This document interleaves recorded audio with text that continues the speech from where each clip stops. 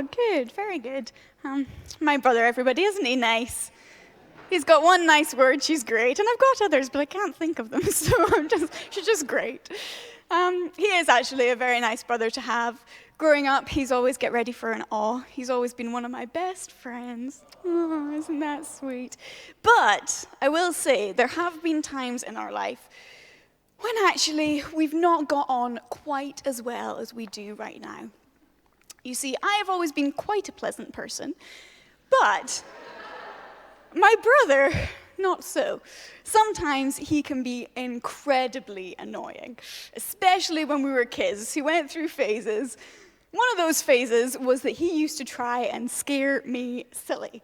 He would hide under a bed and jump out, or hide behind a door and jump out, and it worked a treat every time. I would jump right out of my skin.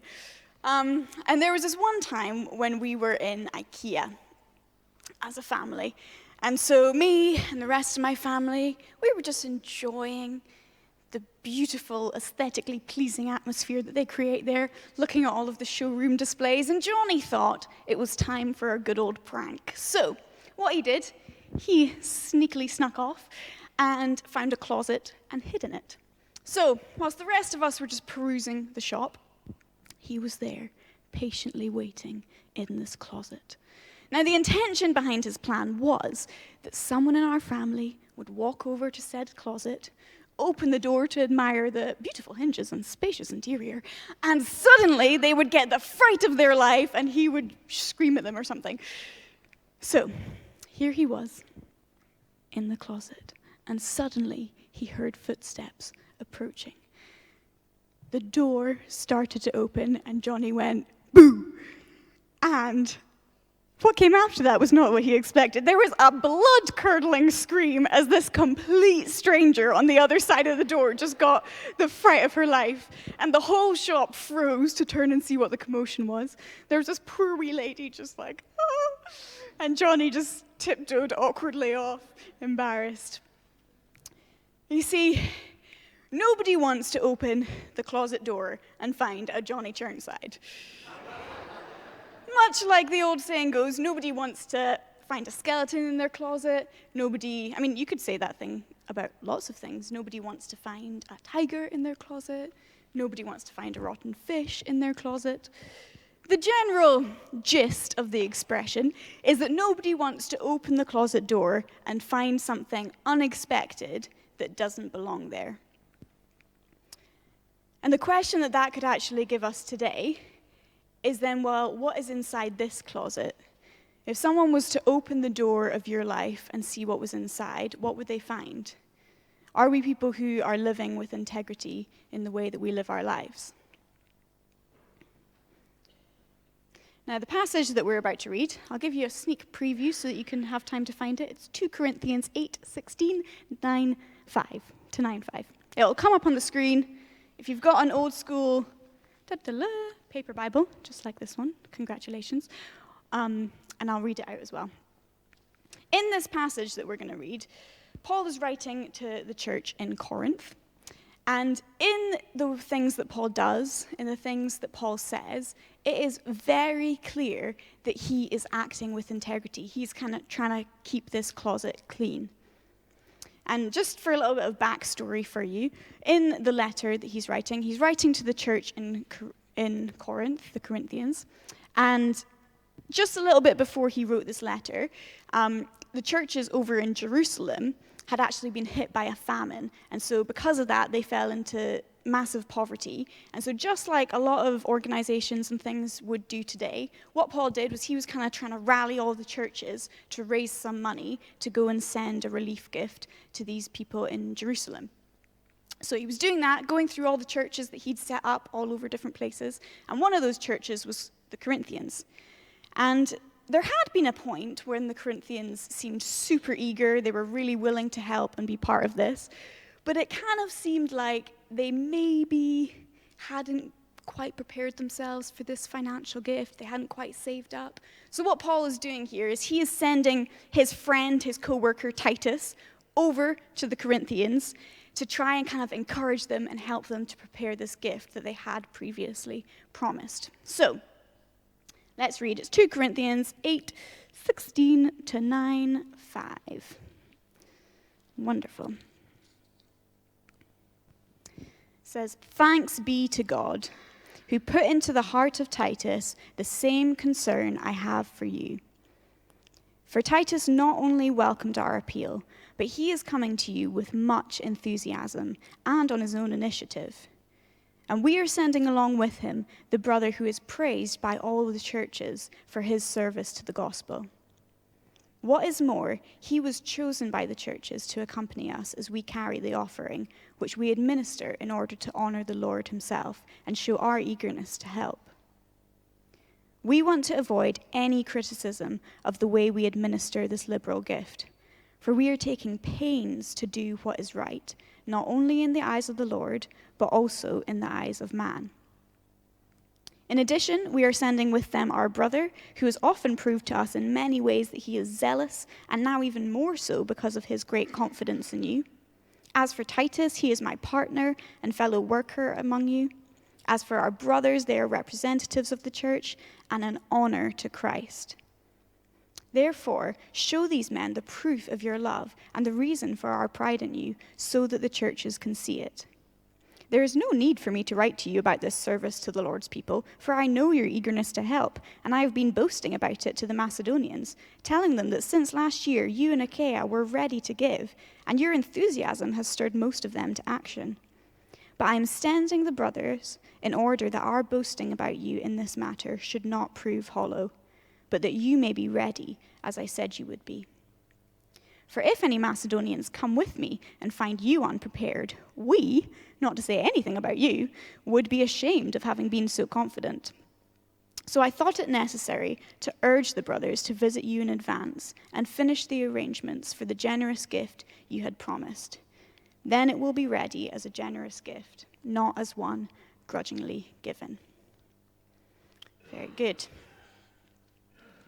Now, before we go any further with that, we're just going to do a quick show of hands. So if you are someone sitting here and you love a good plan, you hear the word plan and just everything inside you starts to burst with joy, then put your hand up. If you are a planner, lovely. Wow, we have got a lot of planners in the room. Very good, hands down. Next option, you're the complete opposite. Put your hand up if you're someone who you hear the word plan and it puts shivers down your spine. You hate it. You want to run a mile. If that's you, hate planning. Hey, oh, we have far less of them. That is surprising. Cool. Very good. Well, whether or not you are someone who loves a plan or hates a plan, what we've just read here is a plan that Paul has made. It's a plan to make sure everybody is in the right place at the right time. It's a plan to make sure that the Corinthians fulfill their promise of this financial gift. And actually, it's a plan to make sure that this entire operation surrounding this financial gift is done with integrity. There's integrity in the way that Paul has he's not like turning up on their doorstep as a surprise saying, "Oh, look, I'm finally here, get your money ready," and they're just panicked. There's integrity in the way that Paul's giving the Corinthians time and space to prepare that money. He's not wanting it pried out of their hands. He's wanting it to be a gift that is willingly and generously given. And there's integrity in the way that it's not just Paul going and collecting this money by himself. If that was the case, people could have wrongly assumed stuff of him. They could have been like, "Oh, well, didn't you just pocket some of that for yourself?" Or what if he acted with ill intentions in the way that he dealt with that? And Paul is leaving no space for gray areas here. He is covering the whole thing in integrity and transparency and just making it a really healthy operation.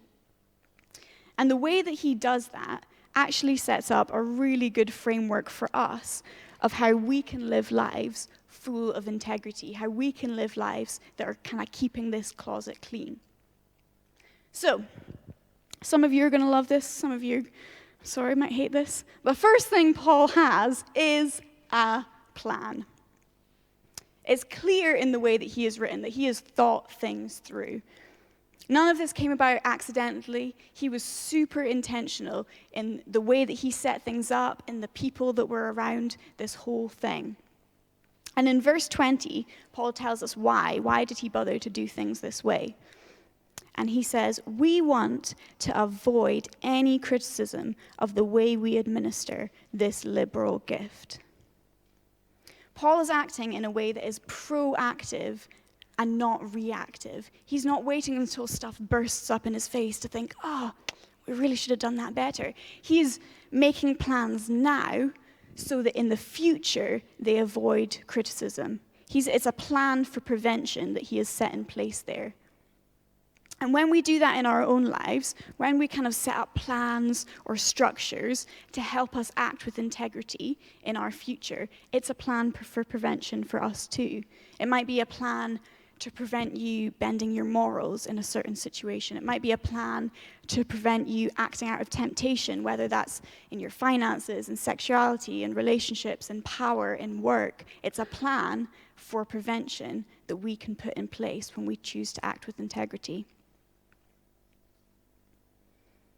And what those kind of situations are, they might look different for all of us, but they will come, whether or not we like it. Our integrity, there's lots of different points in our lives when our integrity can be challenged or compromised. And there's this saying that I've heard a lot of wise people say, so I'm just going to jump on the bandwagon. It's, you've got to build the storm shelter before the storm hits.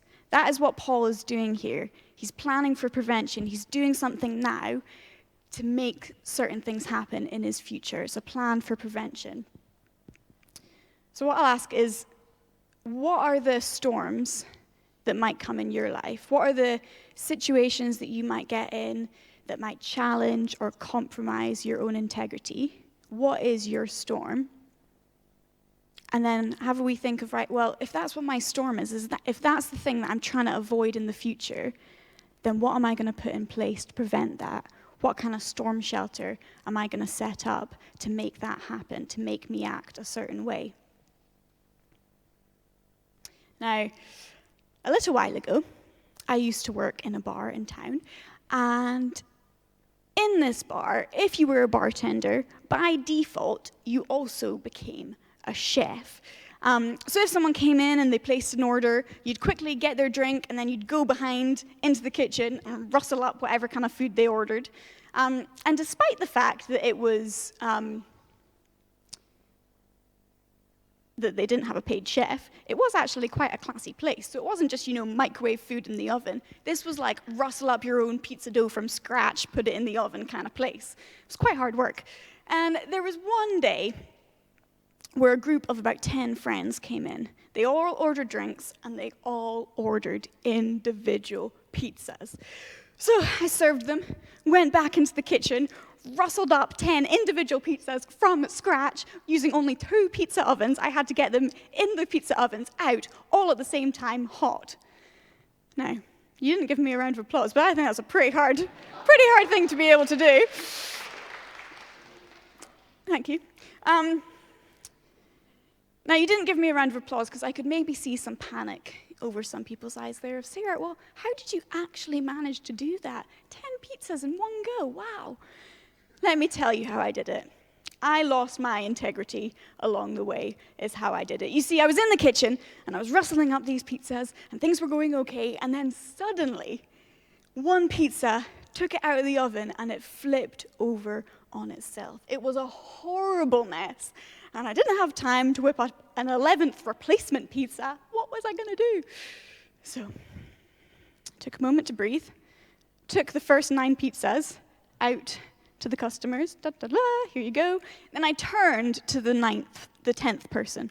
And I said, hey man, I'm really sorry, your pizza's just on its way, but I just wondered, we're about to branch out into making calzones as part of our menu, and I just wondered, would you be happy if I just trialed that with your pizza? Now, if you don't know, a calzone is basically a pizza that is folded in on top of itself, professionally on purpose. And so thankfully, this guy was like, yeah, you know what, sure, give it a go. So away I went, to the kitchen, made my accidental folded-in pizza look class, took it back to the guy and said, here you go, I really hope you enjoy it, this is totally new. I said, I'd love your feedback, so what I'm going to do is I'm going to come back in however long it takes you to eat your calzone, and you can just let me know what you think. So he finished his pizza, calzone, and he completely empty plate. I went back, I said, oh, how did you find it? And he was like, oh, that was amazing. I loved it. You definitely need to add those to your menu. Whew. So I said, great, I will tell my boss. Thank you very much. And that's how I avoided a disaster, ladies and gentlemen. Good job, me.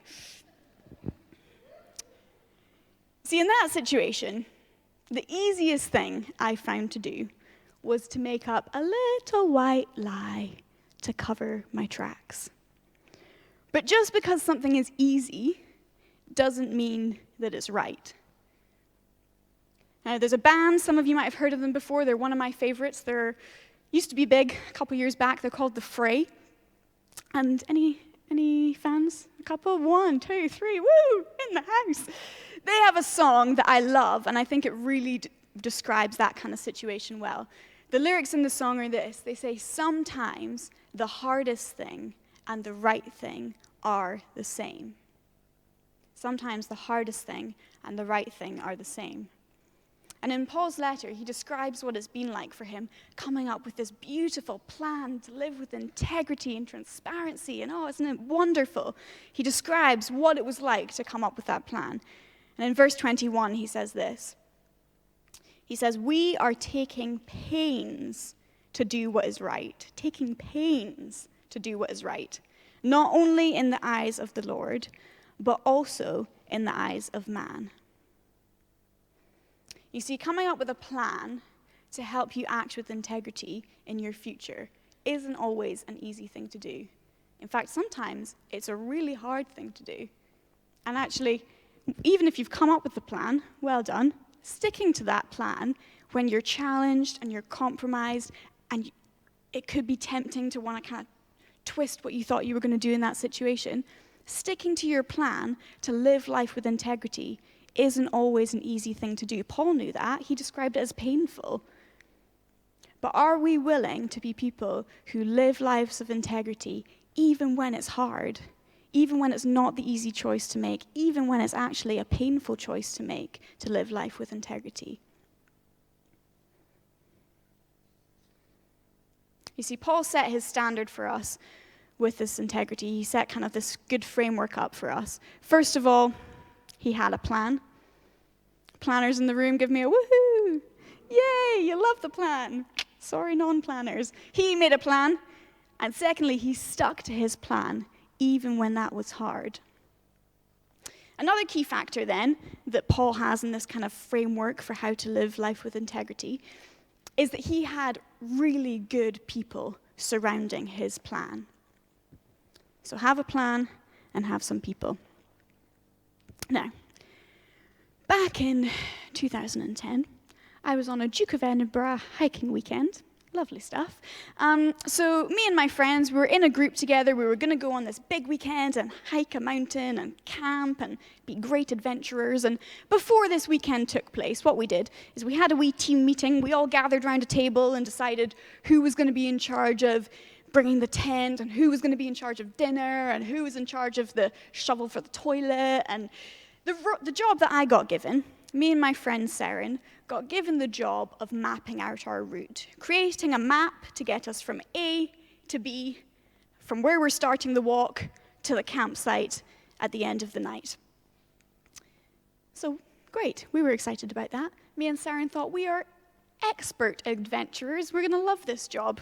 So what we did, we went off, we made our map, and our team were actually very, very kind to us. They said, oh, we'll help, we can do it all together as a team, and me and Saren went, nah, we don't need your help. We're expert adventurers. And then our teachers at school, they were like, oh, let's see your map. We'd love to help you. And we were like, nah, we're expert adventurers. We don't need your help. Thank you very much. And then finally, we had our map ready. The day of the expedition came along, and off we went. We all had backpacks that were practically as big as us, and we started off this wee hiking route. Had our map in hand. Off we go. And we're looking at our map, following the road, and there was this one point that we got to where every other group on this school trip adventure thing, every other group went left. And we looked at them, we were like, Look at them all going off together, having to follow the same route. That's not creative. You know what we're going to do? We're going to follow our map. We're going to go right. Yeah, we're the proper adventurers here. We can do this on our own. So our group went off to the right, everybody else off to the left. And we kept following the route, kept following the path, and then eventually the path took us to a gate. And after the gate, there was a field.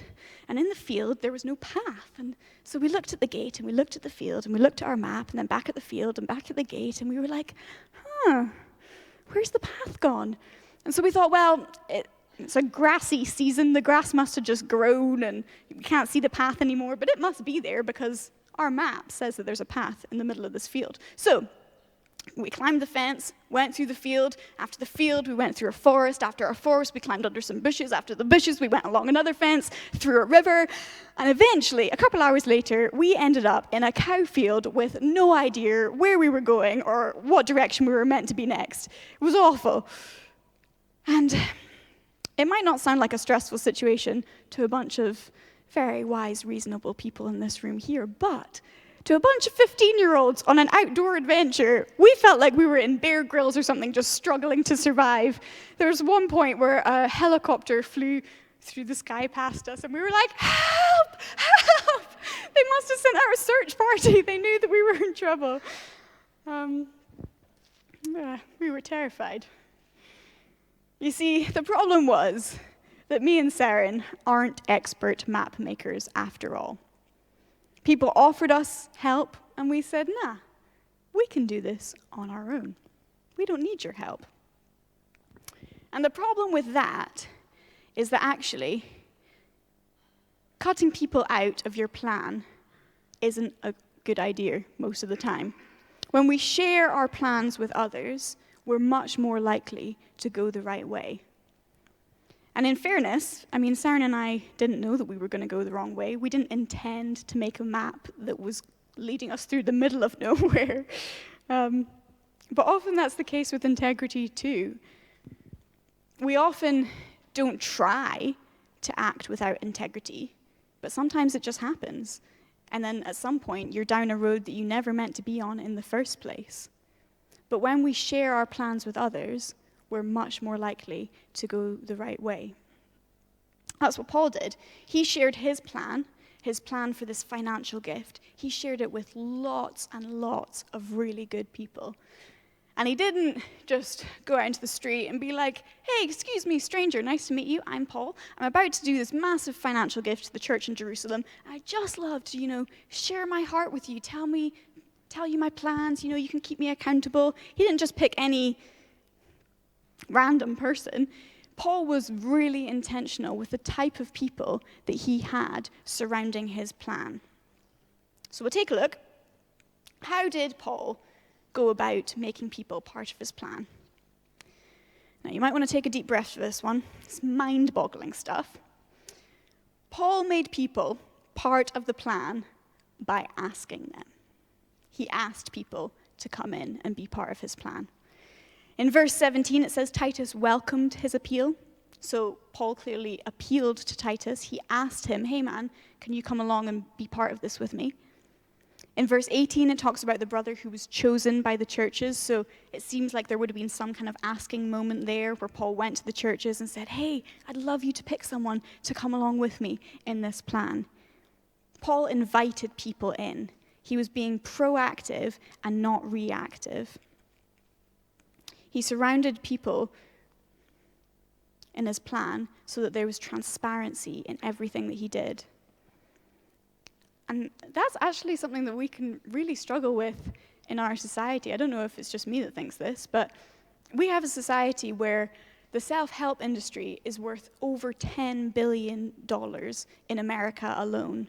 We have a society that is more connected than ever through media and devices, and yet more and more and more people are living lives that are insular and isolated and individualistic. We have a society where the majority of people say, I can do this on my own. I don't need your help. In fact, I'm going to prove it to you. I can do this on my own. And the problem with that, the problem when we go along with this kind of self-reliant society that the rest of our culture lives in is that actually to say, no, I'm going to be totally self-sufficient in this. I don't need anybody else. To go along with that kind of self-sufficiency is, in a way, to reject the need for the cross, to reject the need for the greatest help that we have ever been given. Say, no, I don't need anybody. I've got everything covered by myself. So as a church, we have a moment where we can actually be countercultural with some of this stuff. We can say, I need people. God, I need you. We can, as a church community, turn to each other and say, hey, I need you. In fact, right, I'm a kids pastor, so sometimes just to keep people alive, we need to do things like this. Why don't you turn to the person next to you and say, hey, mate, I need you. Go do it. Very good. This time, turn to the person behind you or in front of you and say, hey, I need you too. Lovely.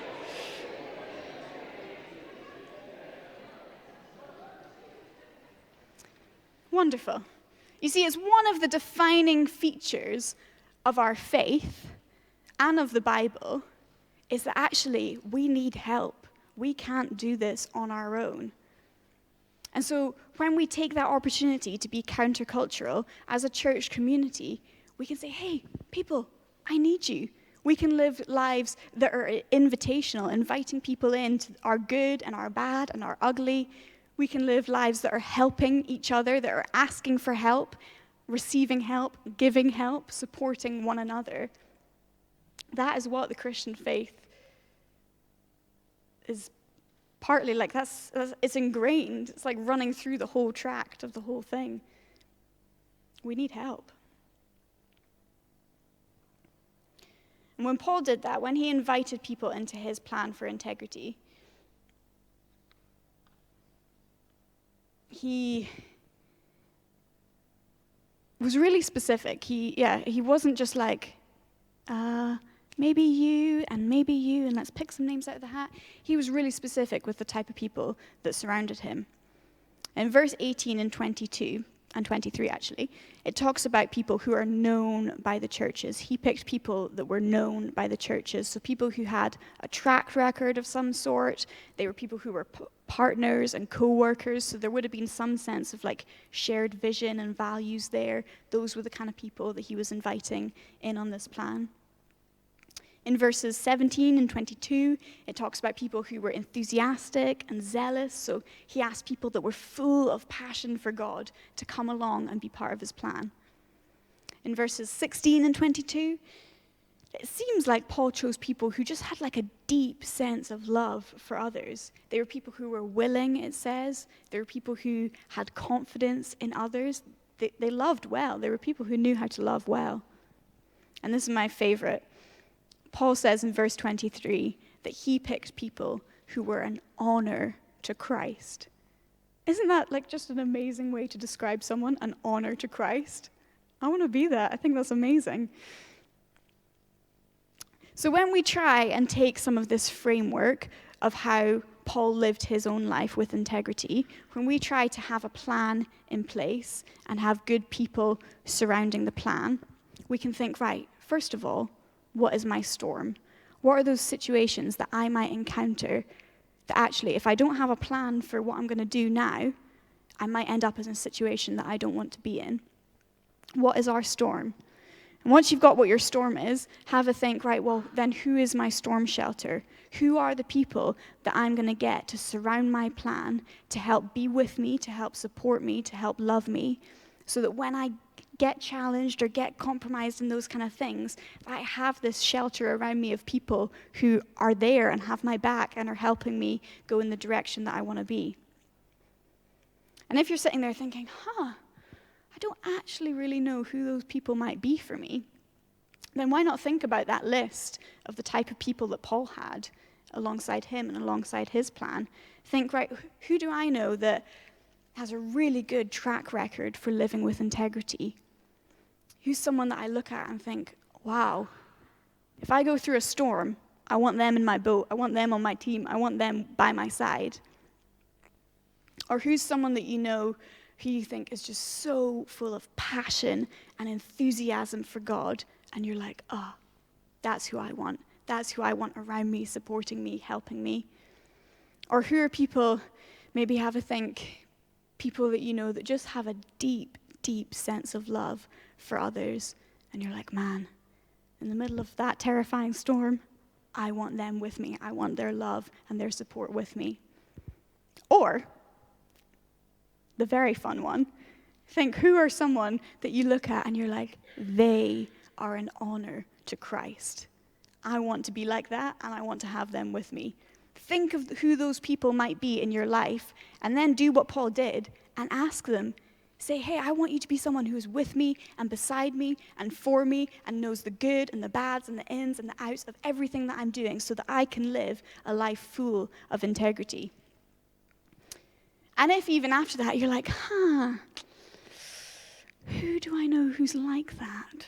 If you still feel a little bit stuck and you feel like, I don't know who I can ask, or I don't feel quite comfortable asking people to be there for me in that way, then we've actually just created a really, really good pastoral support network as a church. Paul did that. He didn't come up with all the people that were going to help him by himself. He went to the churches and said, hey, can you help me find someone? Can you help me find someone to go along and join in this plan? So we can do that too. We can go on our church website, Catalyst Vineyard Central, and you can say, hey, I need some help finding people to be part of my plan, finding people to be part of my storm shelter.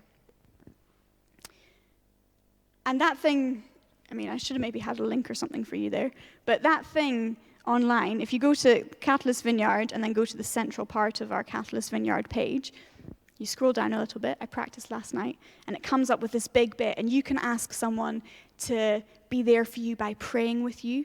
You can ask someone to be there for you by being a mentor to you. You can ask someone to be there and be a coach and help kind of coach you through some stuff in life.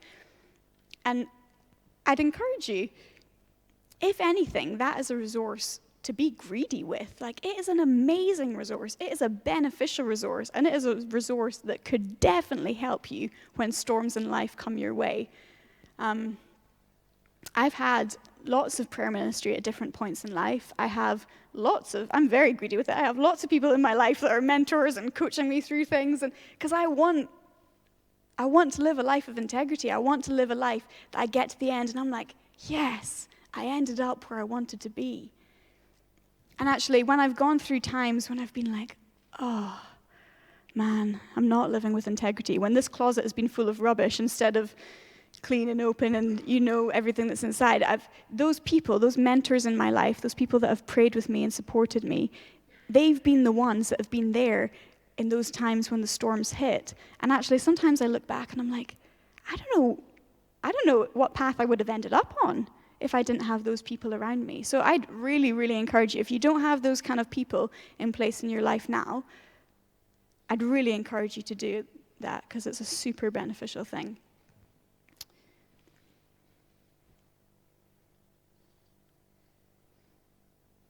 So, Paul's framework for integrity in this passage.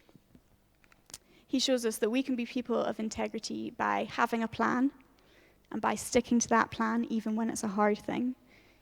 He shows us that we can be people of integrity by surrounding ourselves with really good people so that when those storms hit, you have a storm shelter that are already there for you, already supporting you, that can help you ride through that thing. Now, the reason for Paul's plan for integrity, and the reason why it's a good thing for us to implement that kind of framework, isn't just so that we can feel good for a little while and, I'm doing really well, I've got a good support network, look at me go. Because actually, if that's our purpose behind living a life of integrity, you're just going to end up competitive and exhausted. It doesn't really work. So as I've been thinking about this passage, I've been thinking, well, what is the point in all this? What is the purpose behind wanting to live a life of integrity, choosing to live a life of integrity? And I kept thinking about this verse. It's from Philippians 3:4. It says this: I run towards the goal to win the prize of being called to heaven. Heaven is our goal. Heaven is our prize. And along with that, I heard a story of this Tanzanian runner who was in the 1968 Olympics in Mexico City. And there's this guy, he was called John Stephen Akhwari, and he was racing in the marathon in the Olympics. And actually, from the word go, John was having a really hard time. He wasn't used to the altitude, and so he had really bad cramps when he was running. And then halfway through the run, he had like a massive gash down his leg, and he dislocated his knee, and he was running with a bruised shoulder, and he was just having an awful time, and clearly in lots and lots of pain. And by the time John came round to the end of the marathon, nearly, like, most of the stadium had emptied out because he'd taken so long to get round this marathon. He was so behind everyone else.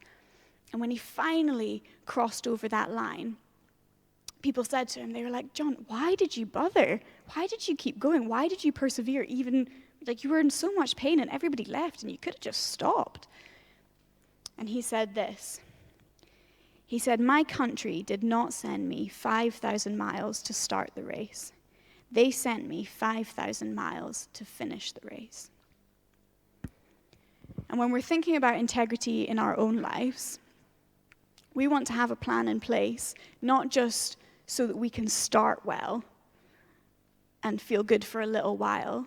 We want to have a plan for integrity in place and people surrounding us so that, first of all, we want to be and become more like Jesus.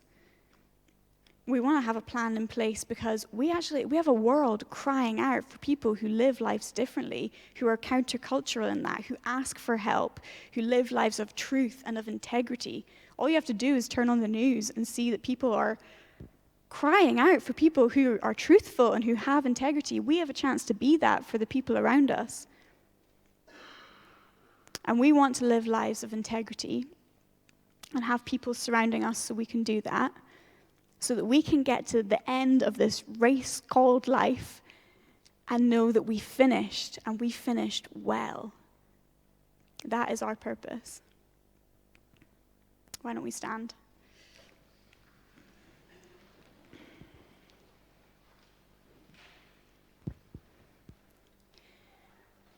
Now what we're going to do, the band are going to come back up and we're going to have a time of just worshiping a bit together.